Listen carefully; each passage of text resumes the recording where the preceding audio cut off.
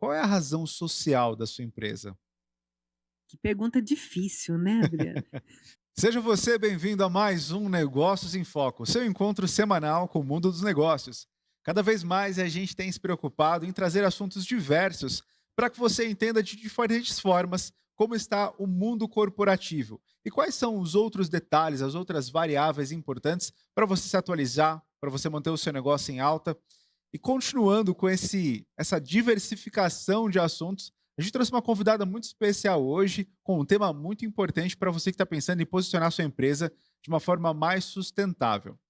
Raquel Sanches, ela é arquiteta, doutora em arquitetura e sustentabilidade pela Universidade de São Paulo, especialista em arquitetura bioclimática pela Universidade da Catalunha. Olha só o currículo dessa mulher, hein? Ela trabalha muito forte com sustentabilidade corporativa e hoje ela vai trazer para a gente várias percepções sobre como a arquitetura tem impacto nos nossos negócios. Raquel, muito obrigado. Grande prazer ter você aqui com a gente hoje. Eu tenho certeza que o nosso tema é um tema que talvez para muitas pessoas ainda não teve Uhum. aquele impacto midiático, mas para quem está bem antenado no mundo dos negócios sabe o quão é importante a sua profissão. Sim, bom, primeiro de tudo, eu quero agradecer pelo convite, Adriana. Primeira vez que eu tô num programa, né, falando um pouco sobre o negócio, sobre sustentabilidade, sobre exatamente como o que eu faço como arquiteta, enfim, essa jornada que a gente tem, o dia a dia, né, e o que a gente busca contribuir. Bom, prazer, eh, e muito obrigada pelo convite. Imagina, é um grande prazer ter você aqui. Eu tenho certeza que você vai trazer muitas informações importantes para a gente e clarificar algumas coisas que eu mesmo estou Uhum. muito curioso para É, entender melhor sobre a sua área. com certeza. Raquel, todo o nosso episódio, né, a gente tenta Uhum. trazer um pouquinho da história de vida para que a pessoa chegasse até o ponto que fez com que ela sentasse aqui no nosso sofá, que é o negócio que ela tem. Me conta um pouquinho melhor então, qual é a história da sua história, né? Como você chegou nesse caminho tão peculiar e diferente, porém tão importante? Sim. Bom, eu venho de uma família de meu pai era um executivo, empresário. E por que que eu estou falando isso? Porque muitas pessoas fazem a faculdade e acabam, tomando, né, inicialmente vão fazer estágio e acabam entrando no escritório, e comigo não foi diferente, né. Fiz isso também. Fiz estágio, entrei no escritório e logo eu estava acabando a universidade, pensei: "O que que me move na minha profissão?". E realmente fiz uma autorreflexão. Foi aí que eu fiz esse curso de especialização, assim que eu me formei na Universidade Politécnica da Catalunha.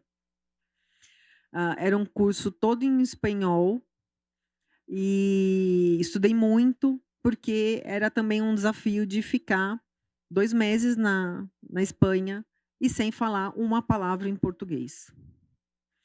E fui então, fiz o curso, conheci um catedrático super bem respeitado na Espanha e me apaixonei pela arquitetura bioclimática, que hoje é a arquitetura sustentável, né. Mas por que que eu gosto muito desse termo? Porque ela diz exatamente o qual a relação da arquitetura com a sustentabilidade. A arquitetura ligada ao clima. Mas, não muito diferente de todo mundo, segui trabalhando no escritório como arquiteta. Obviamente, como eu tenho uma como eu por isso que eu citei até a questão familiar. Tem um exemplo do meu pai de ser empreendedor, ele era um executivo, depois virou empreendedor. Eu sou muito ativa, muito proativa e busco a minha cabeça, às vezes parece que tem um monte de fio desencapado, sabe, eu penso. Porque muitas coisas passam na cabeça, ideias e eu aí obviamente eu sou muito pragmática, eu organizo essas ideias e sigo uma a uma para que isso aconteça. Então, dentro do escritório que eu trabalhei, depois de um tempo eu falei: "Bom, meu caminho precisa ser muito mais amplo", porque eu me sentia, sabe, presa numa gaiola. Sempre gostei muito, respeito inclusive o arquiteto que eu trabalhei logo depois que eu me formei, porque eu acho ele um excelente profissional, e isso me inspirou muito a fazer muitas coisas como ele inicialmente. E como a maior parte dos arquitetos, comecei a fazer projetos. Obviamente de forma autônoma, abri meu escritório e comecei a fazer projetos, obras, mas nunca deixei de lado esse olhar para a arquitetura bioclimática. Sabia que em um momento o país ia olhar para isso de uma forma séria. Continuei trabalhando e quando eu tive uma inquietação em passar esse conhecimento. Comecei a dar aula em 2013 e fui para a área, que é uma área específica da arquitetura também, que é conforto ambiental. Ainda, né, aquele dia a dia de desafios, e prospecta cliente, e faz obra, e faz projeto, e aí você está bonitinha num dia, no outro dia você está no meio da obra, sabe, tentando, né, e abrindo o caminho como uma arquiteta. Chegou um momento que eu falei: "Não, agora eu vou dividir a minha empresa". Minha empresa vai fazer sim, eu tinha alguns clientes que viraram amigos inclusive, então eu continuava fazendo os projetos, mas eu comecei a olhar para a consultoria. Antes até da gente entrar nessa área da consultoria, Hum, eu entendi que, assim, a gente já colocou vários pontos importantes da sua história, um pequeno resumo. Isso é muito legal, porque já demonstra que a gente tem bastante conteúdo para tratar. uhum. Mas a tua faculdade, o início, né, a tua inspiração para fazer arquitetura, de onde veio essa inspiração? O porquê você escolheu essa área e principalmente tomar uma decisão de ir para uma outra área da arquitetura que é mais específica ainda? Bom, inicialmente eu queria ser médica, Tá totalmente ali, né, tá uma tá, do são lado da 2 outra, coisas né. completamente similares. Totalmente. Queria ser médica, só que eu tenho um probleminha, que depois de um tempo me disseram que isso não seria um problema, que a gente se adapta. Eu não posso ver sangue, É, o médico realmente não poder ver sangue, eu é imagino meio que é difícil. complicado, né. Pois é. Eu quando eu corto a mão ou minha filha acontece alguma coisa, obviamente, ainda mais quando é filho, a gente respira um pouco mais, né, aguenta, mas, eu começo a passar mal, fico tonta, enfim. Então eu falei: "Bom, não é esse caminho que eu vou seguir". Aí comecei a olhar para outras características que eu tinha, né. O que eu gostava? Quando eu era pequena, eu fazia maquetes sem saber que era maquete. Né. Pegava com papel, com cartolina, papel paraná, que depois eu fui descobrir que chamava papel paraná, que é um papel uma cartolina bem grossa. Como meu pai tinha uma indústria gráfica, era muito fácil eu ter acesso a papéis, mas papéis diferentes. E eu falava para ele: "Ai pai, eu quero fazer tal coisa", aí ele vinha: "Ah, então eu já sei". Ele vinha com 2, 3 rolinhos de papel diferente para eu fazer o que eu queria, né. E eu construía maquetes de casas.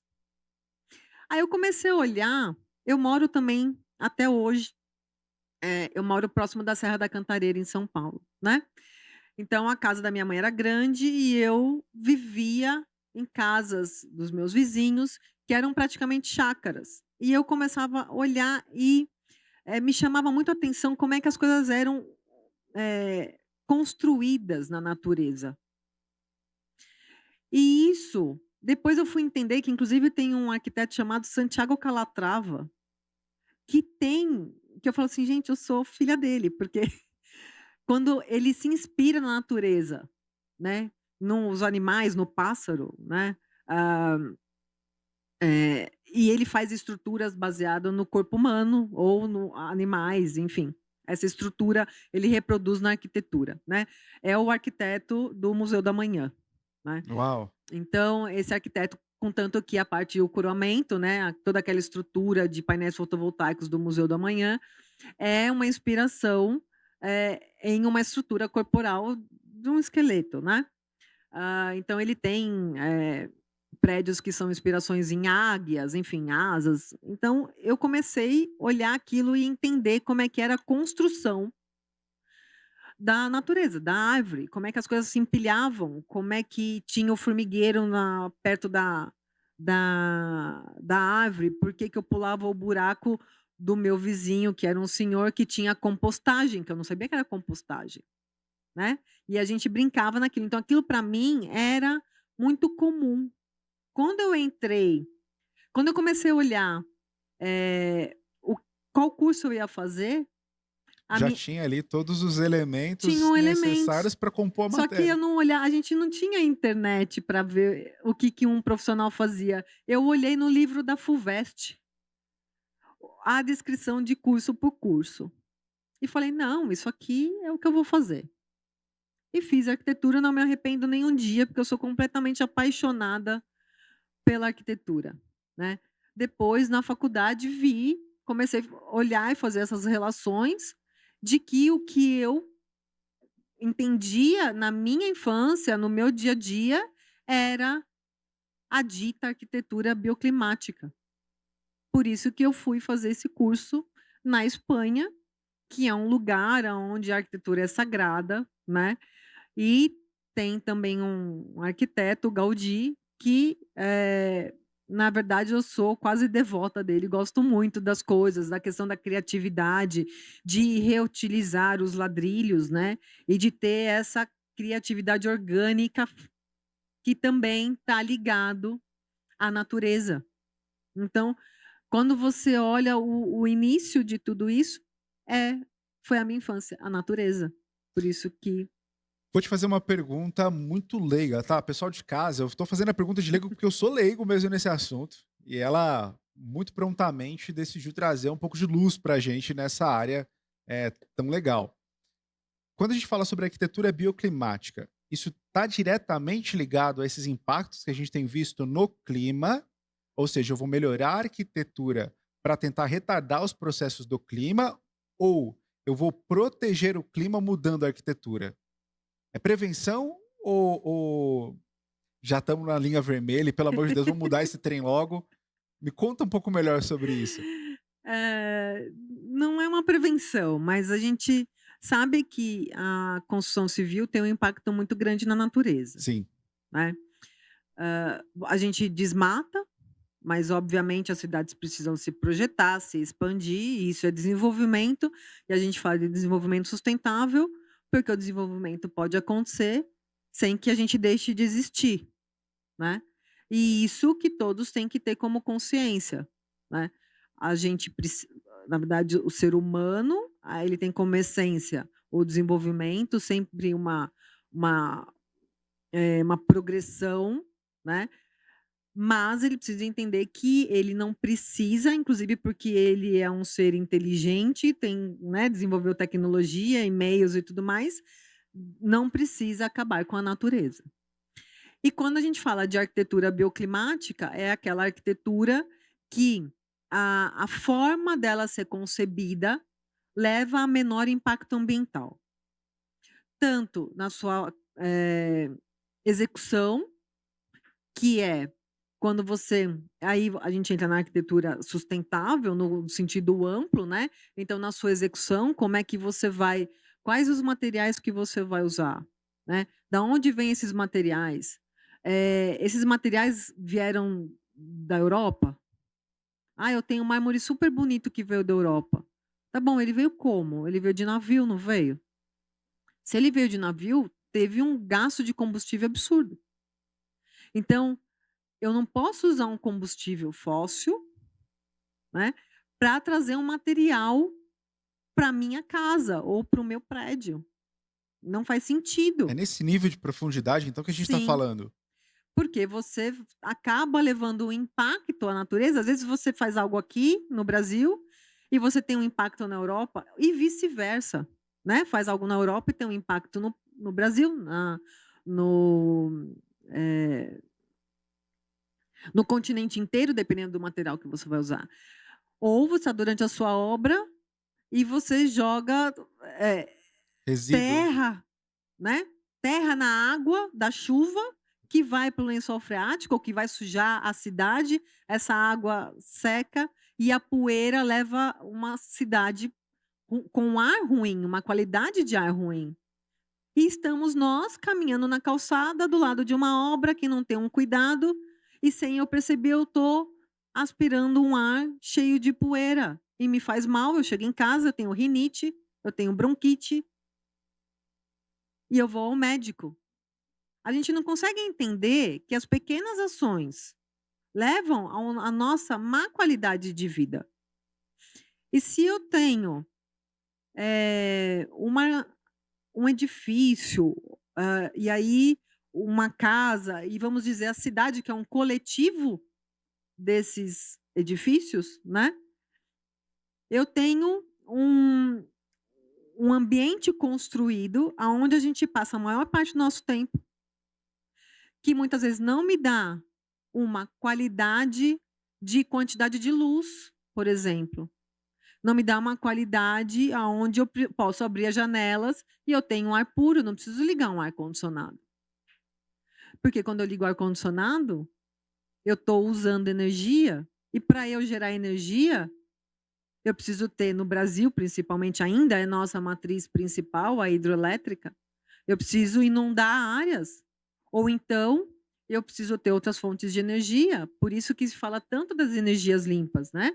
Porque eu não estou dizendo para ninguém deixar de usar, de ligar o ar-condicionado, pelo contrário, Tem né. fontes mais sustentáveis. Mas a gente precisa que isso seja a última alternativa. Então eu tenho que ter um edifício, uma casa, aonde ele tem uma condição que a gente fala que é um desempenho ambiental, uma qualidade ambiental, para que eu precise usar o ar-condicionado menor tempo durante o ano, tanto para aquecer quanto para resfriar. E aí eu preciso de menos energia. Se eu tenho uma qualidade dentro da minha casa ou do edifício onde eu trabalho, eu vou ter mais saúde, eu vou ser uma pessoa mais feliz.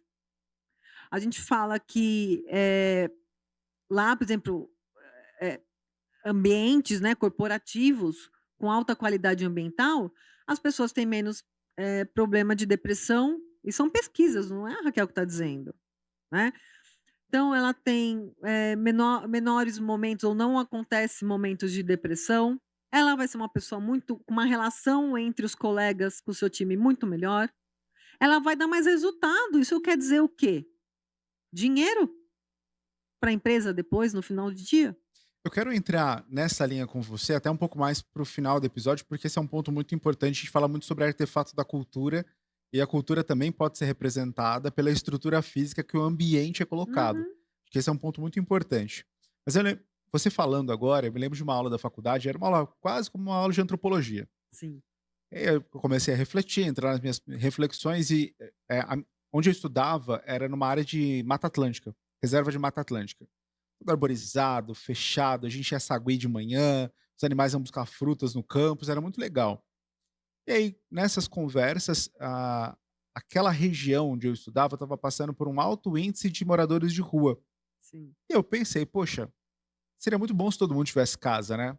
Também seria muito bom se todo mundo tivesse carro, seria muito bom se todo mundo tivesse Uhum. a estrutura, o comodismo que foi criado pra gente nessa nossa vida normal. Só que ao mesmo tempo veio aquela indagação: como que esse pessoal vai ter casa se para construir um novo condomínio aqui eles estão derrubando a Mata Atlântica? A área preservada, estava sendo vendida de forma irregular, mas eles estavam construindo vários projetos habitacionais naquela região, a gente estava perdendo a qualidade de mata.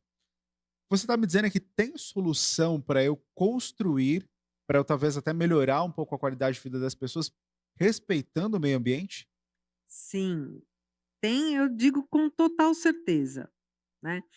Tudo que a gente pode fazer dentro de um edifício ou dentro da cidade, a gente pode sim, o impacto ele existe. Não tem como fazer um prédio, uma casa ou construir um bairro sem impacto. O impacto ele existe, porém, como é que a gente consegue mitigar esse impacto? Então, eu vou mitigar do pequeno para o grande. Vou mitigar no edifício eficiente, aonde ele vai usar menos energia e ele vai dar uma qualidade ambiental para as pessoas. Opa, eu tenho um ganho. Eu vou, mitigar no se for um bairro ou um condomínio, como você falou, eu vou olhar para as minhas ruas, como é que como é que isso vai, drenar a água, porque chove, né. Então como é que é drenar a água? O que eu aproveito da natureza? Onde eu vou reservar essa água? E vou olhar para a questão de vegetação, porque eu preciso manter sombra. Sombras, além de você ter a árvore que é muito bela, né, a gente tem uma relação de fisiologia com as com a natureza, né, que é a justificativa porque estamos aqui. Então, o ser humano, ele tem uma relação muito intrínseca com a sua fisiologia, a natureza, em relação à luz natural, né. Então a percepção, a relação da luz natural com o sistema endócrino. Você olhar para a paisagem te dá uma estabilidade em relação à pressão sanguínea. Então você ter ambientes arborizados no entorno faz muito bem. Além do que, as árvores, elas sombreiam as áreas do entorno, onde elas conseguem, né, projetar sua sombra, e você reduz o aquecimento das superfícies. Menor quantidade, né, áreas de superfícies aquecidas, você não irradia isso para o ar de novo. E aí você mantém o microclima, que a gente chama, mais equilibrado. Que é por isso que quando você tem cidades que têm muito pouca densidade de vegetação, você tem temperaturas muito maiores. E aí você tem um problema, como eu disse, de poluição muito maior, você tem um aquecimento da cidade muito maior, você vê que as pessoas acabam querendo ficar muito mais dentro dos edifícios construídos.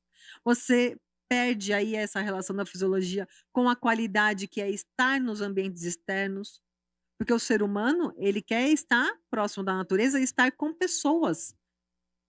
Contanto que as pessoas, mesmo tendo a sua individualidade, quando são muito isoladas, acabam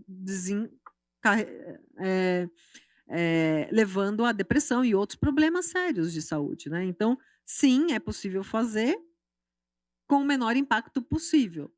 E durante a execução, né, é super importante, porém, quando você tem uma arquitetura que eu chamo de íntegra, né, que é inclusive eu tive agora o final de semana em Brasília por causa de um cliente, e vi, né, a gente tem uma cidade planejada lindíssima de um arquiteto Maravilhosa.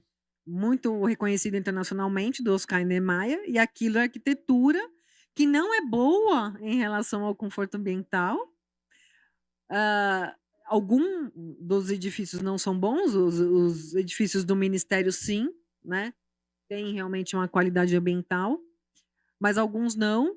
Mas ela tem uma arquitetura que se mantém íntegra, ou, né, em 50, em 70 quando foi feita, hoje em 2024 e provavelmente 2200 será ainda, né.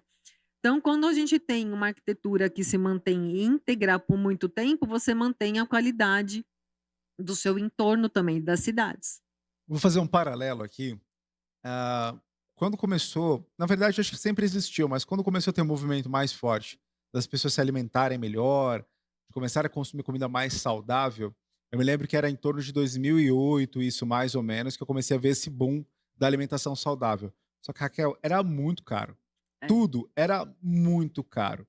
E as pessoas tinham uma tendência a buscar coisas produzidas ali por alimento processado, fast food, porque pensar no paralelo, no diferente, não tinha tanto sabor, era caro, não tinha tanta variedade. O mercado ele foi se ajustando e hoje a gente vê uma variedade de alimentos saudáveis, inclusive no supermercado popular. As Uhum. pessoas se alimentando melhor. Agora eu vou fazer o paralelo sobre a construção. A construção ela sempre foi feita num formato para redução de custo ou para tentar talvez fazer o prédio no menor tempo possível. Enfim, eu não tinha nenhuma preocupação ambiental com isso. Porque eu entendo também que talvez essa área, por não ter tantos profissionais atuando nela, não ter tantas empresas reconhecidas ou pensando nisso, também era caro fazer de uma Sim. forma mais sustentável. Você está vendo um movimento de mudança de mercado? Talvez a gente vai ter um custo menor para construir de forma mais sustentável, ou na verdade eu estou totalmente equivocado e é mais barato construir de forma sustentável do que de forma tradicional? Traz para a gente um pouco de clareza sobre isso. Então, sim, isso aconteceu, né, por isso que até eu fiquei muitos anos como uma arquiteta fazendo projetos e obras somente, né. Mas chegou um momento que o mercado começou a olhar um pouco para isso, né, os arquitetos começaram a introduzir algumas questões relativas a essa arquitetura mais sustentável, e também empresas, multinacionais têm nos seus guidelines, né, que são os seus manuais corporativos, como é que, os edifícios aonde elas vão se locar devem ser. Porque nos Estados Unidos e na Europa, eles têm essa questão e essa necessidade do olhar principalmente para a energia, né. Então, eh, uma Siemens, por exemplo, ela tem que estar ela vai se colocar no Brasil, mas como é que é o edifício que ela está alocando, os pavimentos que ela vai alocar? Tem algum tipo de eficiência? E aí a gente entra no aumento das certificações ambientais, que é, na verdade, um rótulo para validar esses edifícios que respondem a uma série de requisitos. Em relação à sua pergunta dos custos, sim, também antigamente, você fazer uma arquitetura sustentável, vamos dizer assim, era bem mais caro, né. Eu precisava de sistemas de ar-condicionado com alto desempenho.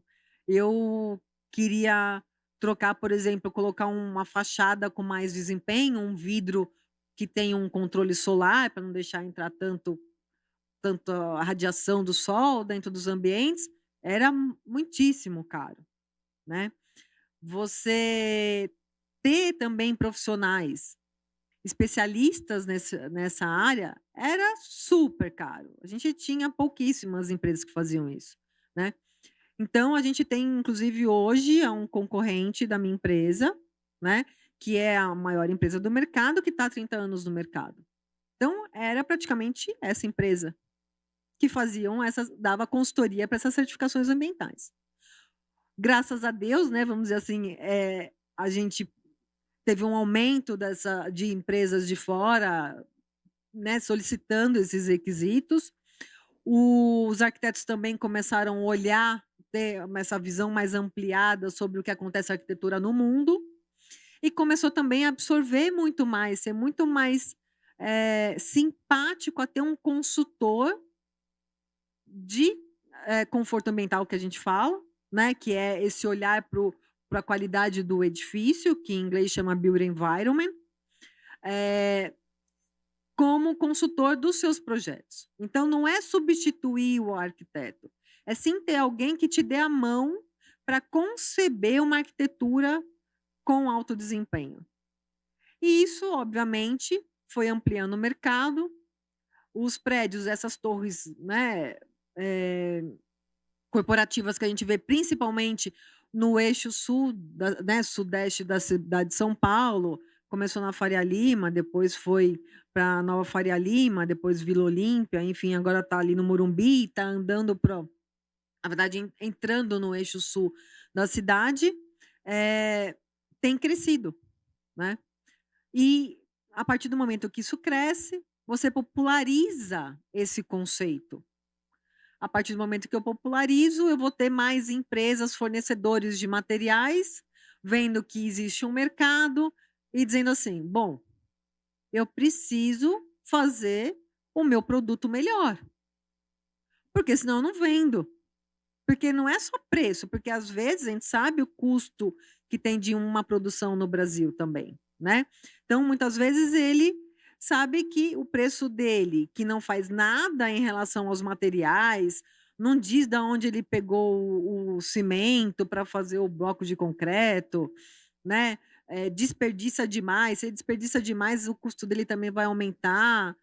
Então, ele não se preocupa com isso, ele perde a competição.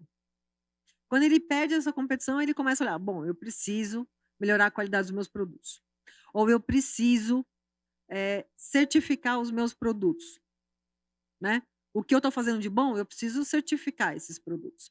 E aí a gente aumenta o mercado e, obviamente, o preço cai. Então hoje a gente consegue dizer com certeza de que um edifício, sustentável, ele é cerca de 3 a 5% mais caro que um edifício convencional. Óbvio, eu não estou dizendo edifícios que você tem uma tecnologia de movimentação de fachadas, como a gente vê alguns edifícios, eh na Europa ou mesmo no Oriente Médio, né, que são aqueles edifícios altamente tecnológicos. Não estou dizendo isso, estou dizendo edifícios bons, com sistemas de refrigeração bons, com uma fachada muito bem feita, com um projeto de arquitetura muito bem desenvolvido, olhando para equilibrar a radiação, olhando para a sua gestão de obra, qual o menor impacto que você vai, levar para a cidade em relação ao ambiente, e como é que você vai operar. Porque se você olhar para a arquitetura tem um processo de projeto, tem um tempo de execução, mas ela fica na cidade 50, 100, 200 anos. Se ela é uma má arquitetura, ela está sendo ruim por 200 anos, 100, 200 anos. Se ela é boa, ela está sendo boa, consumindo menos durante 50, 100 anos. No episódio da semana passada, nós trouxemos o Davi aqui, ele falava sobre inteligência artificial. Hum, Foi um episódio muito bacana e ele disse que as pessoas elas vão ter que se adaptar a trabalhar com inteligência artificial que não tem mais volta, né? sim. Você não consegue frear o progresso. Quando a gente fala sobre arquitetura ambiental, você consegue enxergar que também não tem mais volta, que o mundo vai convergir para mudar o seu comportamento em função das regulamentações, em função da pauta ESG, em função de todas essas mudanças que estão acontecendo, pensando na qualidade de vida e no. A gente tem essa casa, não descobrimos ainda chance de Outra. morar em Marte, em outros lugares. Então, assim, a gente tem que cuidar de casa, senão uma hora a casa cai. Você acha que é isso que vai acontecer? Com certeza. Como eu disse, o mercado tem ampliado e eu percebo também, às vezes até colegas da faculdade, conversando comigo, me perguntando sobre algumas coisas, O pessoal né. está se atualizando quem fez a velha arquitetura. Alguns fazem projeto luminotécnico simplesmente, outros fazem projeto de arquitetura, né, são arquitetos de projeto. E muitas vezes tem conversas sobre: "Ah, como é que eu consigo reduzir isso? Como é que você acha que isso é uma boa solução, né, se eu mexer na janela dessa forma? Ou eu tenho qual o telhado?" Outro dia no nosso grupo de colegas: "Ah, Raquel, como é que eu coloco essa telha tem um bom desempenho mesmo?", né. E assim, esse tipo de preocupação. Mas da onde vem? Além de sim ter o olhar profissional, o cuidado, vem do cliente. Porque o cliente também, ele tá mais atento ao que acontece. Se eventualmente ele trabalha numa torre de escritórios na Vila Olímpia, ele sabe que a torre de escritórios que ele trabalha respondeu a alguns requisitos de desempenho. Ele fala: "Se eu estou aqui", você lembra daquela velha história que a gente aprende no meio que vive? Sim, a E gente leva é. para casa? Por isso que a gente fala, às vezes, o que a gente tem que ensinar aos filhos na escola, porque às vezes, mesmo que ele seja uma família simples, ele leva a educação ambiental para casa. E é isso. Se ele está numa torre de escritório que responde a vários requisitos, quando ele vai para a casa dele, ele fala: "Por que que eu tenho essa cortina? Por que que eu vou comprar o sofá que não me diz da onde vem a cola que colou a estrutura? Por que que eu vou comprar a mesa para ainda mais agora na pandemia, porque eu vou montar o meu escritório em casa e essa mesa, da onde vem essa madeira?" Eu vejo hoje, por exemplo, em rótulo de shampoo, dermo, nutri, cosméticos, não utilizamos animais para testagem dos Sim, produtos. Não tem nenhum componente oriundo de animais aqui na utilização desses produtos. Então é mais ou menos esse movimento que está criando todo esse ecossistema que também reverbera na arquitetura. exato. E um movimento que eu acho incrível, para mim vai ser o diferencial, é um movimento em relação à qualidade ambiental de estimular as pessoas a mudarem seus hábitos. Hoje há certificações ambientais que estimulam isso, você mudar pequenos hábitos do seu dia a dia. Então ele deixa, por exemplo, a escada do prédio que você trabalha super interessante, colorida, bonita, iluminada. Então por que que você vai subir um, 2 andares de elevador? Você pode subir de escada. E aquilo não vira um martírio, porque você fala: "Puta, que legal aquilo". E muda um hábito. Olha, eu nunca tinha pensado nisso. Quando você está no hall de elevadores, inclusive, tem uma plaquinha, que é a questão da educação, né. tome uma decisão acertada. Se você subir 1, 2 andares, você vai, melhorar a sua pressão sanguínea. Quando você está esperando o elevador, você lê aquilo, você faz uma reflexão. Você fala: "Ai, tá bom, hoje eu não vou". Amanhã você está vendo de novo a placa. "Vou tentar hoje", você sobe hoje. Daqui a pouco, você está fazendo isso no dia a dia, no shopping center. Você não está subindo no elevador no shopping center, você está subindo na escada. Mas existe uma provocação cultural, não só pela placa, mas também pela escada, a forma com que ela foi pintada. Por exemplo, você falou isso, lembrei que esses dias, eu moro no 11º andar e acabou a força do meu prédio, eu subi os 11 andares de escada, mas parecia um calabouço. Assim, um Sim, negócio horrível, sinistro, as luzes apagavam, não comecei a enxergar mais nada. Então ali foi desconfortável, mas quando a gente pensa no ambiente, numa visão de arquitetura ambiental, a gente transforma aquele ambiente para estimular novos comportamentos. Esse é o exato. cerne da arquitetura? Esse é o cerne de uma arquitetura sustentável, com o olhar na qualidade ambiental. Uau! E hoje a qualidade de saúde para as pessoas. Então, se eu tenho isso, dentro dos edifícios hoje em dia, estimula você ter uma área de horta. Imagina o seu prédio corporativo que você sabe que tem uma jardineira que seja com 10 metros quadrados, que tem horta. Se você A ideia é que você tenha acesso a todo mundo, né. Você de repente você vai, fala assim: "Ah, hoje tem", chega lá, quem que está coordenando dentro da, né, da administração do edifício, fala assim: "O que que eu posso pegar hoje?". Sabe aquela questão da agricultura familiar, que também é estimulada em alguns bairros, né, na Vila Madalena, desculpa, tem inclusive algumas zonas que tem pequenos produtores. Eu posso levar um alface? Pode levar o alface. Você leva o alface da horta do prédio que você trabalha. Daqui a pouco eu tenho certeza que você está comprando um vaso Pra fazer em casa. para fazer, colocar o manjericão, o alecrim, que você vai tomar chá que não é mais de saquinho. Então, pequenos hábitos são alterados pelo meio, pelo edifício. Lembrando, a gente fica a maior parte do tempo dentro deles. Então é muito fácil acontecer isso. Aí você leva uma saúde para toda a cidade. Eu fui recentemente para o Mato Grosso, né, eu tenho vários clientes naquela região, inclusive um abraço pro pessoal do Mato Grosso. Claro que é um paralelo, assim, você não vai criar uma vaca dentro de um prédio, não é Sim, isso. não, não é. Mas eu tomei leite da vaca pela primeira vez na minha vida com 33 anos de idade. Uhum, Eu não tive acesso a isso ao longo da minha vida. Eu imagino, por exemplo, quantos jovens Faria Limers aí de 2000 para frente, que cresceram nessa selva de pedra, que nunca pegaram uma fruta no pé, por exemplo. Ou nunca, porque isso felizmente eu tive a chance de fazer. Nunca tiveram contato de estar próximo com uma árvore assim mais sim. próximo, mais perto. Talvez uma árvore não, é um exemplo muito específico, a gente tem várias na rua, mas ter contato com a natureza, né? Então, criar esse ambiente, fazer com que as pessoas tenham costume, inclusive saudade, né, de É. estar mais perto daquilo, é a proposta de transformar esses ambientes, assim, não só pensando nos custos da obra, mas também numa mudança de comportamento, né. Eu acho que o empresário que vai tomar uma decisão como essa, ele também pensa que ele tem um propósito muito maior, não é, por mais que o custo ainda seja um pouquinho maior, seja de 3 a 5%, Uhum. mas talvez a última coisa que ele está pensando realmente é em custo, ele está pensando em tudo aquilo que vai provocar depois, em função daquela obra que ele fez com você. Esse é o ponto principal. Se ele tiver esse mindset, ele vai ter retorno financeiro. Então, quando ele pensa só no investimento e não olha para o futuro, ele não está fazendo a conta de padaria correta.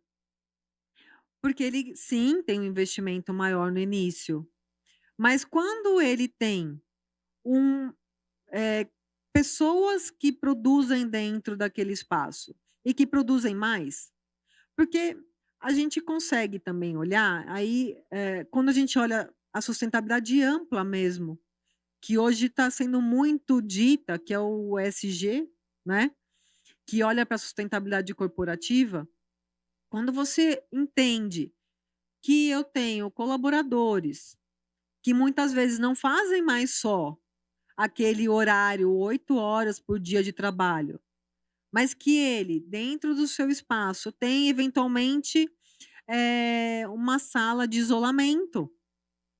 Às vezes a pessoa teve uma conversa muito tensa com algum cliente eventualmente, ou está em cima de um trabalho muito, denso, por exemplo, às vezes de pensamento, desenvolvimento, enfim, e ela precisa dar um break. Ela pode ir para uma sala de isolamento, que chama Silent Room, onde ela vai ficar lá 15, 20 minutos, ouvindo uma música parado, sem fazer nada. Aquilo ela retorna daquele espaço com outro desempenho. E pode muitas vezes exceder o tempo de trabalho não nos 15 minutos que ela usou para aquilo, mas em 1 hora e meia. Então, em resultado, ela dá muito mais dinheiro para a empresa. É aquela empresa que você tem gosto de mostrar para as pessoas que você trabalha. A pessoa fala: "Nossa, isso é a empresa que você trabalha? Parece um shopping ou alguma outra coisa, assim". Talvez nem o shopping seja o melhor exemplo, porque tem É, o muito shopping shopping que não. é péssimo exemplo. Mas enfim, é um lugar lindo de se trabalhar. Eu trabalhei numa operação muito parecida nesse sentido há Aham. uns anos atrás. Era um lugar lindo que eu tinha orgulho de mostrar. Eu quero pegar esse gancho para a gente falar sobre isso. Eu participei recentemente de uma imersão onde a gente falava muito sobre cultura e dos artefatos culturais. Ou seja, os símbolos que existem dentro dessa empresa são congruentes com a proposta dela? Tem muito empresário que fala: "Ah, eu gostaria que minha equipe tivesse mais estímulo para estudar". E aí você vai olhar a empresa muito antiga, não tem uma biblioteca, não tem um lugar aberto para leitura, com iluminação, às vezes um contato com a natureza, às vezes tem até possibilidade, mas ela é toda murada, fechada, não tem esse contato, o que não faz a pessoa talvez visitar a essência dela e ter vontade de estudar, por exemplo. Não tem nem lugar para sentar direito, para estudar, para Uhum. falar bem a verdade. É uma máquina batendo de um lado, é um ambiente com acústico horrível e a pessoa, como que ela vai estudar, né? Não tem espaço. Eu já fui em lugares que não tinha lugar para comer direito. E era uma empresa. As pessoas às vezes comiam sentada com a marmita no chão. Empresário, se você está ouvindo isso, sua empresa está nessa situação, liga para Raquel urgente, mas é urgente, tá? Então, muitas vezes a cultura que eu quero estabelecer no lugar, ela não tem a estrutura física congruente com o meu desejo de transformação. Dá pra gente falar então que a construção do prédio está totalmente ligada à cultura do negócio? Sim, só que muitas vezes você tem um edifício que tem diversas empresas, né, com culturas, algumas dependendo se for empresa só de tecnologia, às vezes a cultura é muito similar, né, o modo de ver, talvez o negócio seja similar, mas se você tem uma diversidade de áreas, isso pode variar um pouco. Então eu digo que, se você está fazendo a sua sede, por exemplo, sim, você precisa entender o que você espera das pessoas que trabalham com você e dar o ambiente para que ela consiga se desenvolver. Não adianta você exigir que ela tenha uma super concentração, Tá totalmente incongruente, né? é, se ela não consegue se concentrar, porque, como você disse, tem uma acústica horrorosa. Então, como é que eu consigo me concentrar, sendo que o meu colega do lado está numa ligação telefônica, que ele precisa falar com alguém, eventualmente, do trabalho que está fazendo, e aquilo me atrapalha. O problema não pode ser eu que não tenho capacidade de concentração, né?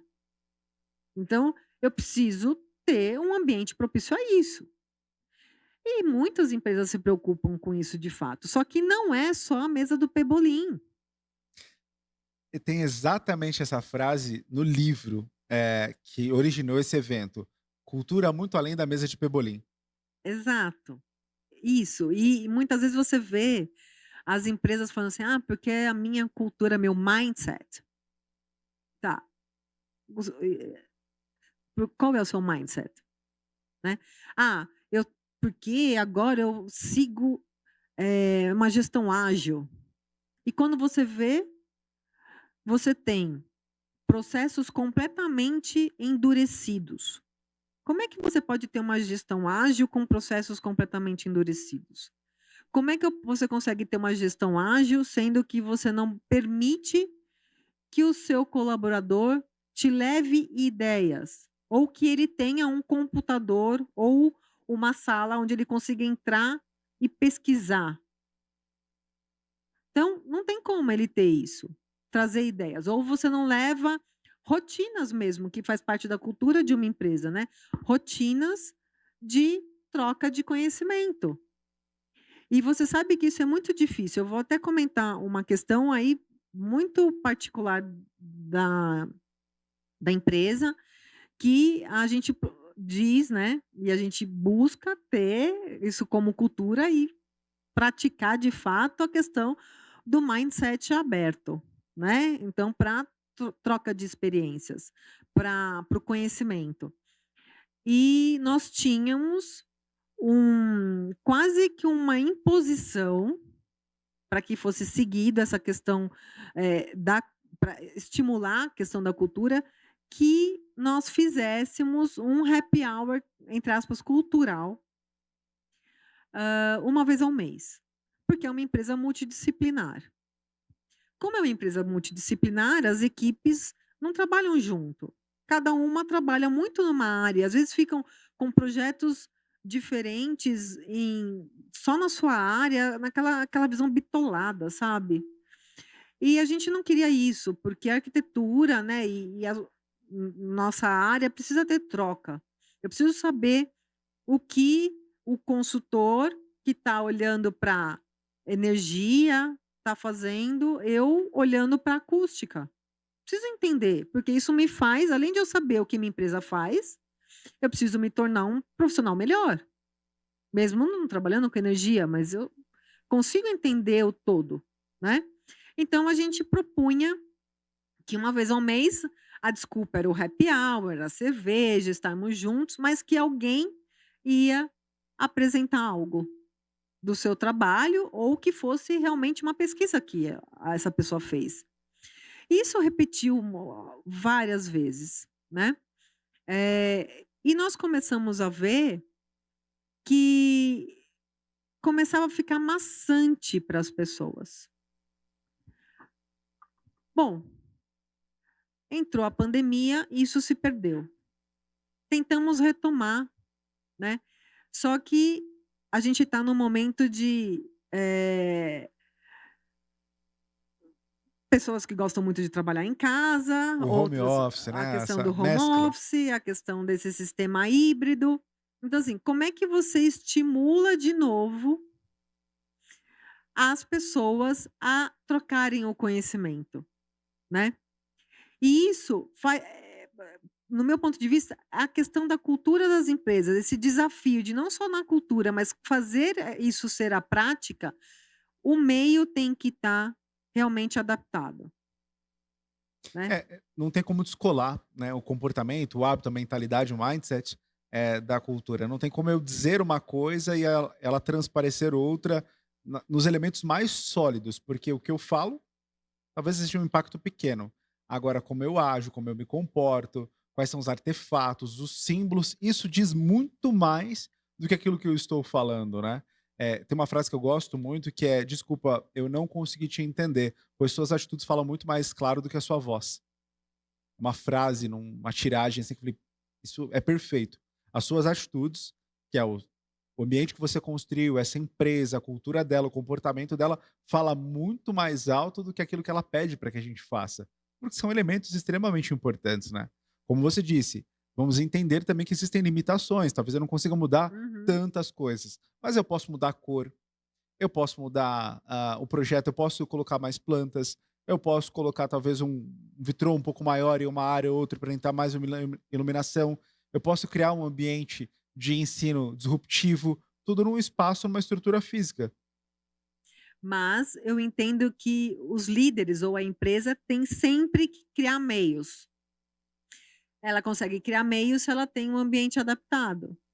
Então, de fato, a gente sabe que as pessoas, muitas vezes, mesmo aderindo ou tendo, né, essa, aderência com a cultura, você manter isso e você que isso seja prático, os líderes têm que arrumar a forma. Por exemplo, como eu estava, comentando com você, a gente teve essa falta de aderência do escritório, porque por causa de pandemia, o que que nós fizemos? Mudamos de lugar. Fomos para um lugar aonde está muito mais integrado, a nossa forma, a nossa cultura de troca de experiências. Então hoje tem até um jardim, por quê? Não vamos fazer o happy hour? Então vamos para o jardim, não somos uma empresa de sustentabilidade? A gente tem que estar alinhado não só com a forma ampla de expansão de trocas de informação, mas também com aquilo que a gente diz para os nossos clientes: coloque os seus colaboradores para a paisagem. Como é que eu estava dentro de um prédio, enclausurada? Então, é walk the talk, né? Eu lembro que no ensino fundamental, uma das aulas que mais me tocou foi quando o professor tirou a gente da sala e colocou a gente sentado na grama para ter aula. Assim, foi o professor era novo na escola, foi uma comoção, todo mundo comentou. Foi muito bacana, porque a gente só tinha contato fora da sala de aula na educação física. E Uhum. ainda era quadra ali, etc. Quando o professor decidiu levar a gente para um espaço que era arborizado, com grama, e começou a dar aula pra gente sem lousa, assim, foi uma das melhores experiências da minha vida. Foi muito marcante. Tá vendo? Você lembra disso até hoje. Assim, foi extraordinário. É. Eh, Talvez eu tivesse sentado na grama uma vez na vida, naquela época, né, porque foi na Uhum. terceira série. Sim, de sentar na grama naquele perfil mesmo, não é brincando no barro, na terra, não, mas é sentar na grama para aprender. Eu me senti, assim, muito bem. Então a gente percebe o quanto a gente pode, com pequenas, mudanças, né, criar grandes simbologias que marcam Exato. as pessoas. Agora uma pergunta profissional que eu quero te fazer. Contrato a Raquel só para grandes projetos, só quando eu for construir meu edifício, Aham. ou existem projetos menores, você também, pode auxiliar? Conta um pouquinho melhor sobre como você entrega o seu serviço. Não, a gente no escritório, fazemos tudo. Obviamente tem algumas situações, alguns escopos que na verdade acabam tendo um custo, e na verdade o contratante ele acaba avaliando esse custo e acaba não seguindo. Mas não que a gente escolha qual é o tamanho do projeto que a gente vai se envolver. Contanto que nós fazemos consultoria e faço projeto para residência unifamiliar, Que legal. como também fazemos análises urbanas de uma cidade, estudo de viabilidade de impacto de vizinhança para sistemas de transporte de BRT, veículo leve sob pneus, né, condições de microclima de um bairro, né, o edifício. Então, a gente tem uma expertise muito grande, em relação ao que se trata realmente o conforto ambiental e sustentabilidade. Então, já que eu tenho isso como essência, eu não posso escolher onde eu vou atuar. Eu tenho que dar a minha essência. Se eu quero ter a minha casa com alta qualidade, sustentável, eu tenho que ter um consultor que me apoie. E a gente está lá para isso, agregar e levar valor para toda edificação que a gente puder. Perfeito. Então, você aí que está pensando em dar uma reformulada nos teus projetos, claro que a gente vai deixar todas as redes sociais e o contato dela na descrição desse vídeo. Mas agora seguindo para a reta final. Você falou muito sobre impactos sociais, impactos Uhum. ambientais, a gente falou sobre cultura, comportamento. Acho que esse episódio foi bem completo. Agora tem uma pergunta que a gente fez na semana passada, que eu senti que o convidado ali, ele ficou refletiu um pouco e nos deu uma resposta muito importante para a construção daquele episódio. E eu quero te convidar, talvez você também na sua casa a refletir, você que é empresário, mas eu vou perguntar para a nossa convidada aqui. Qual é a razão social da sua empresa? Que pergunta difícil, né, Adriano? Porque é muito mais do que o nome que a gente escolheu para Exato, ela, né? exato. É a É. razão. Por que uma empresa existe nessa sociedade? Qual é a razão dela estar aqui? O nosso principalmente o nosso negócio, ele é B2B. Mas como eu te disse, fazemos projetos para pessoa física, então ele pode em alguns momentos ser B2C, né. Mas, na verdade, a gente entende que realmente é um conhecimento ainda no Brasil muito restrito. Temos poucas empresas que trabalham nessa área, ainda é um mercado muito pequeno, né, mas eu entendo e também as pessoas da empresa entende que a gente precisa levar valor agregado. contanto que não fazemos um trabalho mesmo que alguém pague se eu não puder contribuir. E já chegamos a negar trabalho, porque eu digo para a pessoa que me contactou: "Olha, me desculpa, mas o que você tá a sua expectativa ou o momento do seu edifício, ou o momento do que você quer fazer, eu não consigo levar valor para esse trabalho". E a pessoa fala: "Não, tá bom". Pode ser que ela desligue o telefone, ligue para outro e alguém dê para ela uma análise superficial, X, enfim, não sei, e ela fala: "Ah, tá vendo? A Raquel não quis me atender". Mas não tem problema, porque eu sei que eu estava fazendo o meu melhor na hora que eu disse aquilo, não é só dinheiro. Contanto que pessoalmente, eh, eu participo de um grupo de mulheres, que a gente chama de mulheres smart, que, está contribuindo com um projeto em relação a cidades sustentáveis, mas não em relação a todas as cidades sustentáveis. A gente está buscando pegar o conceito de uma cidade sustentável e aplicar numa comunidade em São Paulo. Uma comunidade que divide fronteira ali com a Avenue, uma escola americana, né, e estamos querendo, trazer para aquela comunidade todas as a essência de uma smart city, né, que não é só, obviamente, smart city, a gente vai falar de tecnologia, a gente vai falar de monitoramento, de gestão, de infraestrutura, que eu não posso dizer que uma favela sem saneamento, sem infraestrutura é uma smart favela, vamos dizer assim, não posso, então isso obviamente está dentro, né, do escopo de adequar aquele bairro, mas olhar para questões sociais. Então eu vou levar educação, eu vou levar meios de comunicação, eu vou, ensinar como é que as pessoas vão lidar com aquele espaço, né, como é que ela vai gerir aquele espaço, porque ela aprendendo a gerir aquele novo bairro, ela vai levar para casa dela. E aí hoje ela leva para o filho dela vai levar para a família dele futuramente, e aí pode transformar as atitudes do filho dela, né. Então, porque de novo, o ambiente influencia. Então, no meu ponto de vista, essa é a minha maior motivação, pegar o meu conhecimento, que hoje principalmente por forma de consultoria, fui professora universitária também há alguns anos, né, então tem esse olhar acadêmico, né, de falar do conhecimento e fazer todas as pessoas a refletirem e como eu disse, né, colocar os fios do cérebro como se fossem fiozinhos desencapados mesmo, refletir, pensar em reavaliar até os próprios comportamentos, se colocar qual o seu papel hoje como indivíduo, né.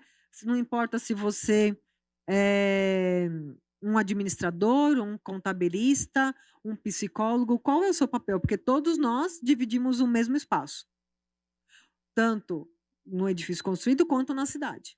Então, temos o meu papel. E nessa relação social, né, conseguir contribuir com essas pessoas que têm muito pouca informação. Então, levar a mudança do meio. E olha que é um trabalho difícil, porque tem uma questão de trazer pessoas certas, o engajamento, né, tem uma questão de começar a facear com quem politicamente vai nos apoiar, né, porque eu preciso ter, acesso a documentos também, então a gente está trabalhando em cima disso.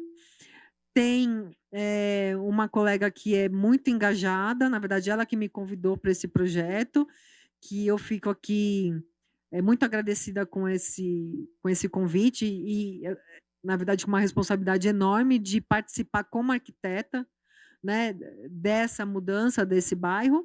Então eu acho que hoje em dia é levar, porque isso vai ser um modelo que vai ser reproduzido, vai ter repercussão, a gente sabe, obviamente, e que a gente espera que as pessoas entendam que pode ser feito, né, se pode ser feito numa uma comunidade, então eu posso fazer na minha casa, eu posso trazer para o meu pequeno condomínio, eu posso fazer em qualquer lugar que eu queira, né.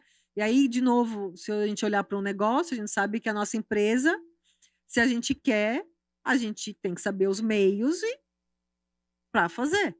Não adianta só ficar nas ideias, né. Como é que eu vou olhar para isso de forma pragmática, coloco na listinha no caderno, passo A.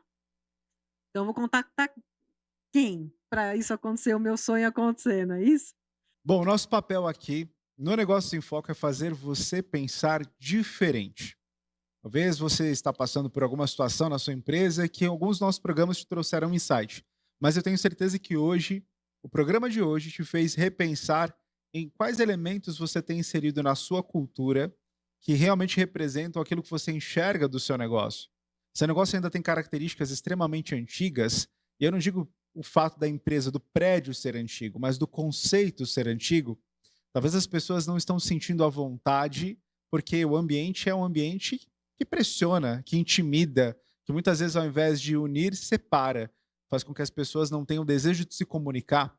Existem muitas empresas mudando totalmente a forma com que elas enxergam os colaboradores, o seu papel social e, por consequência, estão mudando as suas estruturas físicas.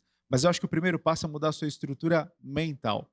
E o nosso programa é para te ajudar com esse processo de mudança de estrutura mental, mudança cognitiva, para que você comece a olhar o seu negócio de uma forma diferente, o que no fim das contas, além de trazer muito mais resultado financeiro, fará com que você se torne um empresário melhor, uma pessoa mais admirada e um líder que construirá um legado que perpetuará nessa sociedade. Penso eu que você, como empresário, se ainda não encontrou essa visão de querer construir um legado, você talvez está numa fase ainda muito inicial da tua jornada. Mas acredite, quanto mais o tempo passa e mais a sua empresa cresce, mais você percebe que você tem muito mais para entregar para a sociedade do que aquilo que você recebeu. E eu desejo que você encontre isso na sua jornada.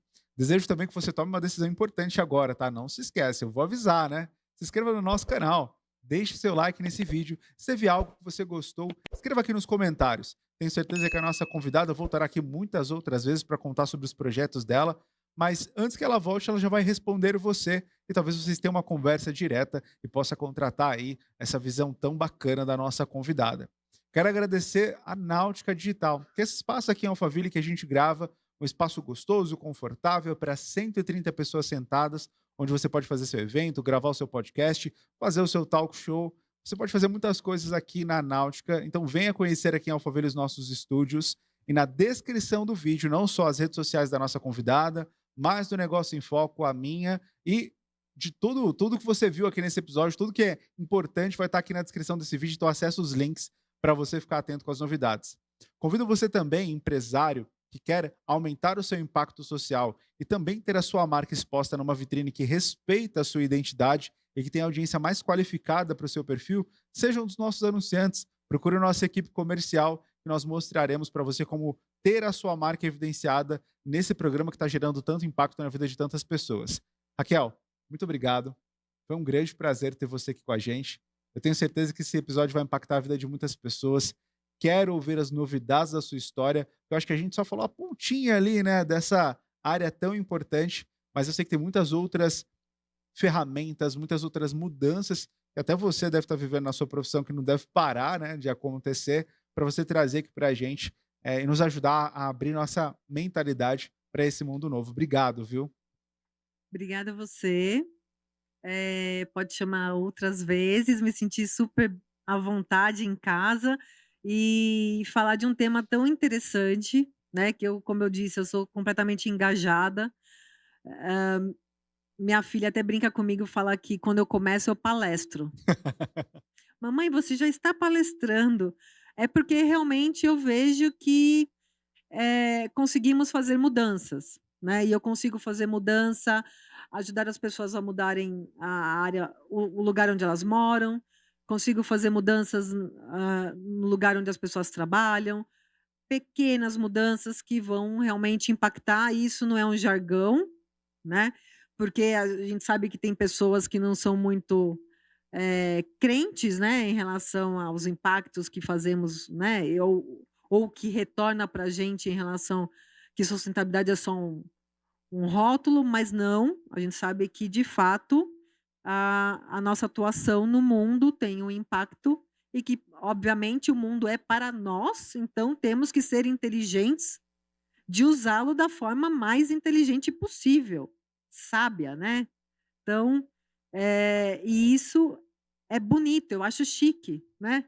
Então, que sejamos chiques, né. É isso, Muito é obrigada. isso. Sou eu que agradeço e você de casa que ficou com a gente até aqui, muito obrigado mais uma vez. Até o próximo episódio.